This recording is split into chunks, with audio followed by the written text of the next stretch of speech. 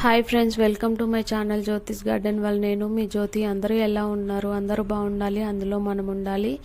ఈరోజు వీడియో ఏంటంటే పిల్లలు చాలా ఇష్టంగా తినే కుల్ఫీ అండి. ఇది నేను చూపించినట్టుగా ట్రై చేసి చూడండి, చాలా బాగుంటుంది. నా వీడియో కనుక నచ్చితే ప్లీజ్ లైక్ చేయండి, నా ఛానల్ సబ్స్క్రైబ్ చేసుకోండి. ఈ కుల్ఫీ కోసం ముందుగా స్టవ్ మీద ఒక బాండి పెట్టేసుకొని ఒక 1/2 లీటర్ వరకు పాలు పోసుకొని అవి కాగబెట్టుకోవాలి. తర్వాత పక్కన ఒక స్టవ్ మీద 1 కప్పు వరకు షుగర్ తీసుకొని వాటర్ ఏమీ వేయకుండా కరిగించుకోవాలి. క్యారమిల్ లాగా మొత్తము కరిగిపోయిన తర్వాత మనం ఏవైతే పాలు కాగబెట్టుకున్నామో ఆ పాలల్లో స్టవ్ ఆఫ్ చేసుకొని పాల కింద ఈ క్యారమిల్ కొద్దిగా వేసుకుంటూ కలుపుకోవాలి.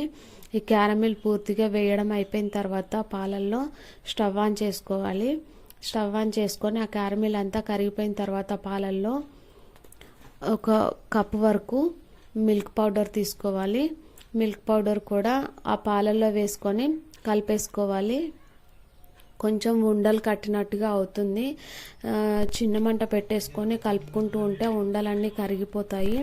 తర్వాత 2 స్పూన్ల వరకు కార్న్ఫ్లోర్ తీసుకొని కొంచెం వాటర్ వేసుకొని అది ఉండలేమీ లేకుండా కలుపుకోవాలి స్పూన్ తోటి.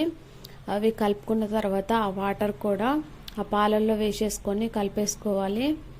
ఆ కార్న్ఫ్లోర్ వాటర్ కలిపేసుకున్న తర్వాత అది మొత్తం చిక్కబడి దగ్గరగా అవుతుంది. అవి ఉడికినట్టుగా అయిపోతాయి. పాలన్నీ చుట్టూ బెలూన్ లాగా వచ్చేసి దగ్గర పడిపోతుంది. అలా దగ్గర అయిపోయిన తర్వాత స్టవ్ ఆఫ్ చేసుకోవాలి.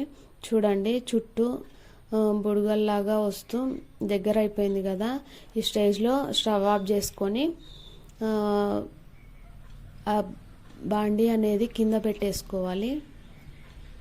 చూడండి, తర్వాత స్టవ్ ఆఫ్ చేసుకొని కింద పెట్టేసుకున్న తర్వాత ఇలాచి పౌడర్ కొద్దిగా వేసేసుకొని అది మొత్తం కలిపేసుకోవాలి. కలుపుకున్న తర్వాత ఇది మొత్తం పూర్తిగా చల్లారిపోవాలి. మొత్తం అసలు కొద్దిగా కూడా వేడి లేకుండా చల్లారిపోయిన తర్వాత ఈ మిశ్రమాన్ని మొత్తాన్ని ఒక మిక్సీ జార్లో వేసేసుకొని మిక్సీ పట్టేసుకోవాలి. మిక్సీ పట్టుకున్న తర్వాత ఒక గిన్నెలో వేసేసుకొని కొంచెము జీడిపప్పులు, బాదం పప్పులు మీ దగ్గర ఉంటే అవి చిన్న చిన్న ముక్కల్లా కట్ చేసుకొని వేసుకోండి. నా దగ్గర జీడిపప్పులు లేవు, బాదం పప్పులు ఉంటే వేసుకున్నాను. మీ దగ్గర 2 ఉంటే 2 వేసుకోండి.